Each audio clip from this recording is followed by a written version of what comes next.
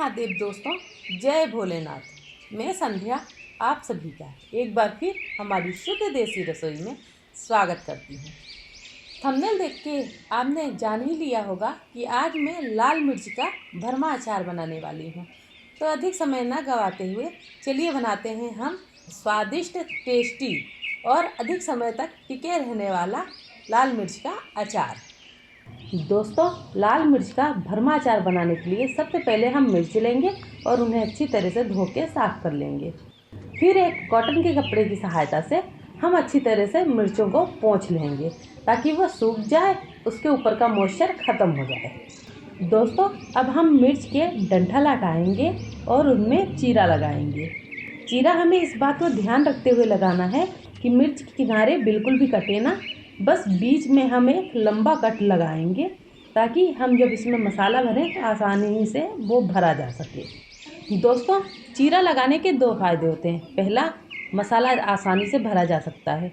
दूसरा, इसके अंदर ये जो बीज दिख रहे हैं ना, ये हमें सुखाने हैं। बेसिकली लोग क्या करते हैं कि मिर्च से बीज निकाल के उनको पीसते हैं और मसाले में मिला के भरते हैं, पर हम ऐसा नहीं करेंगे। ऐसा करने से क्या होता है, एक बीज का अपना एक फ्लेवर होता है जो ख़त्म हो जाता है। हम इसमें बीज रहने देंगे, इन्हें हम धूप में थोड़ी देर के लिए तो सुखाना ही है, तो सुखाएंगे और फिर इनके ऊपर ही ऐसे ही मसाला लगाएंगे। इससे टेस्ट बहुत अच्छा आता है। बीज का अपना जो फ्लेवर होता है वो निखर के सामने आता है और खाने में बहुत स्वाद लगता है। तो चलिए दोस्तों, इसी तरीके से हम सारी मिर्चियों में चीरा लगा लेते हैं एक एक करके।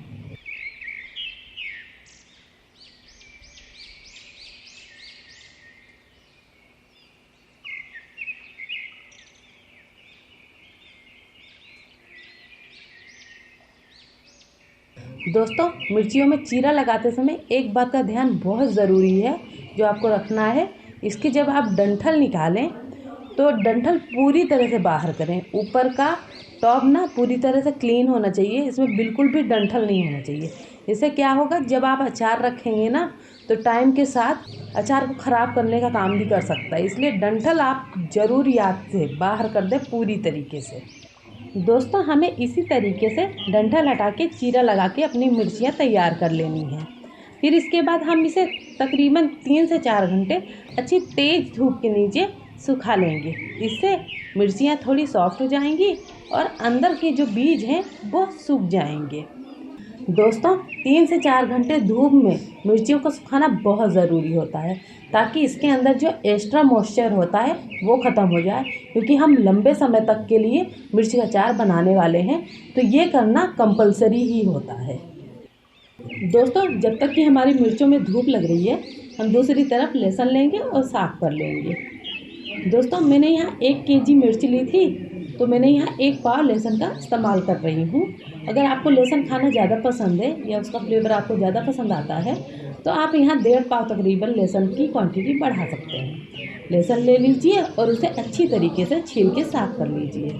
और अब मिर्च के साथ साथ हम लहसुन को भी 2 से 4 घंटे की तेज़ धूप के नीचे थोड़ा सूखने के लिए रख देंगे।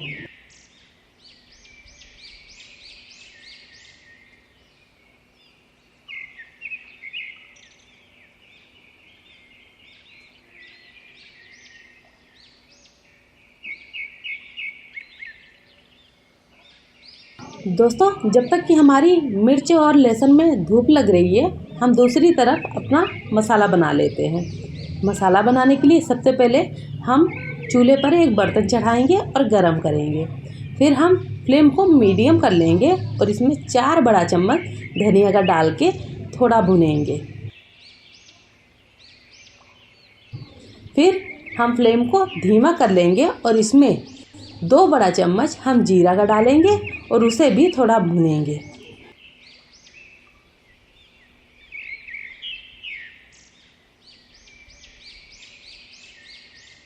दोस्तों, अब हम यहाँ पर थोड़े से मेथी के दाने, थोड़े से काली मिर्च के दाने और थोड़े से लौंग डाल के उन्हें भी थोड़ा भुनेंगे।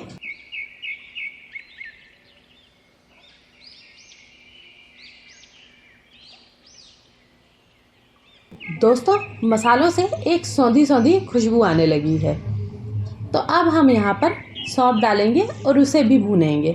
मैंने सौंफ की क्वांटिटी यहाँ 5 बड़े चम्मच ली है। आप अपने इच्छा अनुसार कम ज़्यादा ले सकते हैं। दोस्तों, अब हमारे मसालों में से चिटपिटाने की आवाज़ आने लगी है और सौंधी सौंधी खुशबू भी हो रही है।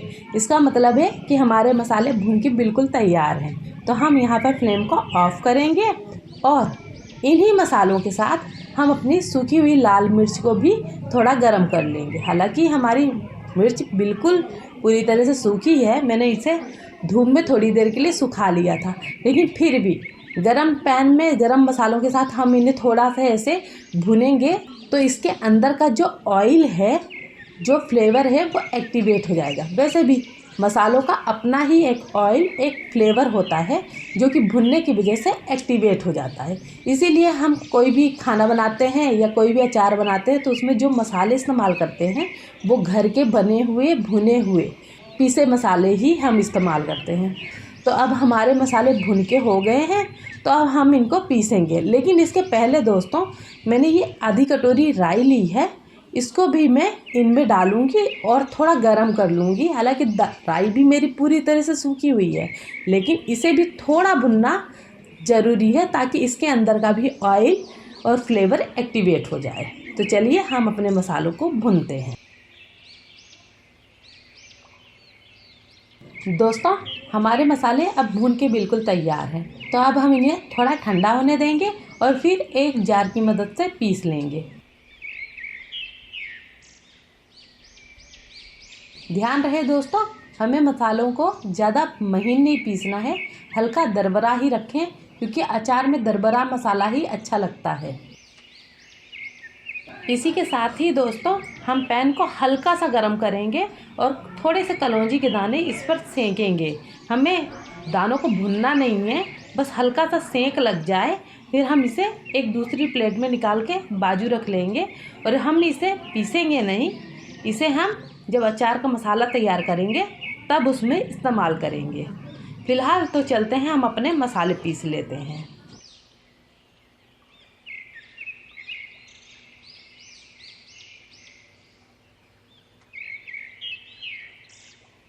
दोस्तों, हमारी लहसुन में पर्याप्त मात्रा में धूप लग चुकी है, तो अब हम उसे अंदर उठा लाएंगे और थोड़ी देर ठंडा करेंगे। फिर एक जार की सहायता से उसे भी पीस के हम पेस्ट बना लेंगे।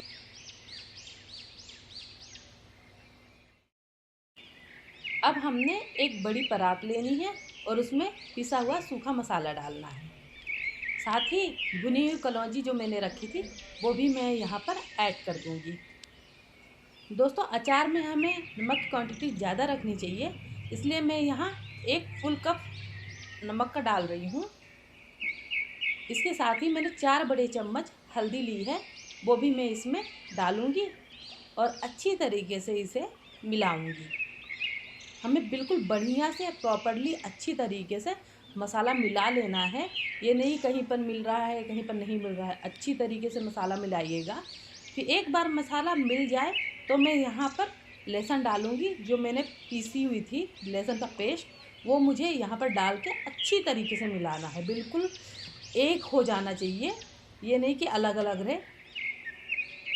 मसाला बिल्कुल अच्छी तरह जब मिल जाए तो फिर मैं इसमें 4 बड़े चम्मच वाइट विनेगर वो इस्तेमाल करूँगी और अच्छी तरीके से बिल्कुल मिलाऊँगी। मिलाना बहुत ज़रूरी है दोस्तों, क्योंकि अगर बराबर नहीं मिलेगा तो अचार ख़राब होने का ख़तरा रहता है। इसलिए मसाले आप बहुत अच्छी तरीके से मिलाएं। मैंने यहाँ 1 बड़ी कटोरी आमचूर पाउडर लिया है, वो मैं ऐड कर रही हूँ और बिल्कुल अच्छी तरीके से मैं इसे प्रॉपरली हाथ से मिला रही हूँ। दोस्तों, आप देख पा रहे हैं आमचूर बिल्कुल मसाले में मिल चुका है। तो अब हम इसमें तेल डालेंगे। मैंने यहाँ सरसों के तेल का इस्तेमाल किया है, आप चाहे तो खाने वाला कोई भी तेल इस्तेमाल कर सकते हैं, पर सरसों का तेल अचार में सबसे अच्छा होता है, इसलिए मैं इसका इस्तेमाल कर रही हूँ। और इसके पहले मैंने तेल को पका लिया था और ठंडा कर लिया था और फिर मैं उसका इस्तेमाल कर रही हूँ। दोस्तों, तेल को पकाने के बाद ही हमें अचार में इस्तेमाल करना चाहिए। इससे क्या होता है कि मसाले की शेल्फ़ लाइफ बढ़ जाती है और अचार काफ़ी लंबे टाइम तक टिकता है। तो हमेशा तेल को पहले गरम कर लें और फिर ठंडा करने के बाद ही यूज़ करें। दोस्तों, मैंने मसाला बिल्कुल अच्छी तरीके से मिला के तैयार कर लिया है। अब मैं उसे एक साइड में समेट लूँगी। फिर मैं मिर्चियों को धूप से उठा लाऊँगी और उन्हें थोड़ी देर तक ठंडा कर लूँगी। हमें गरम मिर्चियों में मसाला बिल्कुल नहीं भरना है। पहले हम मिर्चियों को थोड़ा ठंडा होने देंगे, फिर ही हम उसमें मसाला भरेंगे और उसका अचार बनाएंगे। दोस्तों, जैसे कि आप देख पा रहे हैं, मेरी मिर्चियाँ बिल्कुल ठंडी हो गई हैं और मसाला भी बन के बिल्कुल तैयार है। तो अब मैं एक एक करके मिर्चियों में मसाला भरूंगी। बस मुझे एक बात का ध्यान रखना है, क्योंकि इस टाइम पे धूप लगने की वजह से मिर्चियाँ बहुत सॉफ्ट हो गई हैं, तो मैं आराम से मसाला भरूंगी, वरना मेरी मिर्चियाँ फट भी सकती हैं। तो बिना फाड़े हम मिर्चियों में आराम से ये अचार का मसाला डालेंगे और मिर्ची का अचार बनाएंगे। दोस्तों, मिर्ची का अचार कई तरीके से बनाया जाता है। कुछ लोग इसे काट के बनाना पसंद करते हैं, तो कुछ लोग इसे भर के बनाना पसंद करते हैं।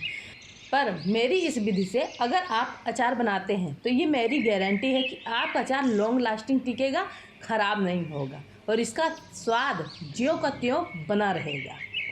दोस्तों, वैसे भी हमारे लंच डिनर में हमें रोटी चावल के साथ सब्जी दाल चाहे जैसी भी मिले, अगर अचार टेस्टी मिल जाता है ना, तो हमारे खाने का स्वाद बन जाता है।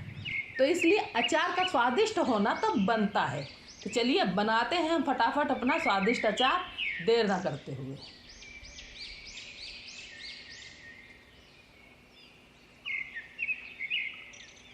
जैसे कि आप देख पा रहे हैं, मैंने अपनी सारी मिर्चियों में मसाला भर लिया है और इनका अचार बना लिया है। पर फिर भी काफ़ी सारा मसाला रखा हुआ है, आपको दिख रहा होगा। तो मैंने जानबूझ के थोड़ा ज़्यादा मसाला बनाया था। एक्चुअल में ये मसाला ऐसे भी बहुत अच्छा लगता है, जैसे रोटी के साथ चावल के साथ ऐसे सूखा खाने में भी बहुत स्वाद लगता है। और आप चाहें तो बाद में किसी दूसरी चीज़ का, जैसे आलू का, गोभी का, मूली का या किसी दूसरी चीज़ का भी अगर अचार बनाना चाहें तो सेम ये मसाला आप वहाँ भी इस्तेमाल कर सकते हैं। इसलिए अगर थोड़ा ज़्यादा मसाला बन भी जाता है तो आप उसे स्टोर करके रख सकते हैं। दोस्तों, मसाले को कैसे स्टोर करना है ये मैं आपको थोड़ी देर बाद बताती हूँ। अभी तो हमारा अचार बनके बिल्कुल तैयार है, तो हम इसको बरनी में डालते हैं। अगर आपके पास बरनी ना हो तो आप कोई भी एयर टाइट डब्बा, कंटेनर या मर्तबान कुछ भी इस्तेमाल कर सकते हैं। बस ध्यान रखिए कि वो साफ़ होना चाहिए। अगर वो साफ़ नहीं है तो आप उसे पहले साफ़ कर लीजिए और सूखे कपड़े से पोंछ के धूप में थोड़ी देर के लिए रख दीजिए। फिर उसे ठंडा कर लीजिए और उसमें ऑयल डाल के अच्छी तरीके से अंदर से उसे ग्रीस कर लीजिए। दोस्तों, अचार के बर्तन को ग्रीस करना बहुत इम्पोर्टेंट होता है। अगर आप ऐसा नहीं करते हैं तो आपका अचार लॉन्ग लास्टिंग भले टिक जाए, लेकिन टाइम के साथ जैसे जैसे अचार पुराना होता जाएगा उसमें एक अलग सी स्मेल आएगी, जो कि खाने के स्वाद को, अचार के स्वाद को बर्बाद करती जाएगी। तो जितनी सेल्फ लाइफ आपके अचार की होनी चाहिए उतनी हो नहीं पाएगी। जैसे आपका अचार साल भर टिकना चाहिए तो वो 6-7 महीने में ही ख़राब होने लगेगा, जो कि सही नहीं होगा। इतना सब कुछ करने के बाद सिर्फ ग्रीस ना करने के कारण आपका अचार ख़राब हो सकता है। इसलिए आप बर्तन को ग्रीस ज़रूर करें, जैसे कि मैं कर रही हूँ। दोस्तों, आप देख पा रहे हैं मैंने अपनी बरनी में अच्छी तरीके से तेल लगा लिया है, यहाँ तक कि उसके ढक्कन में भी लगा लिया है। ये प्रोसेस बहुत इंपॉर्टेंट है, इसे बिल्कुल भी स्किप ना करें। तो दोस्तों, बरनी हमने कर ली है तैयार। अब हम इसमें डालेंगे अपने अचार। अचार हम एक एक करके इसमें डालेंगे, हम सारे अचार एक साथ नहीं डालेंगे। पहले मैं इसमें थोड़े अचार डालूँगी और फिर तेल डालूँगी, हिलाऊँगी ताकि तेल अच्छी तरीके से अचार में लग जाए।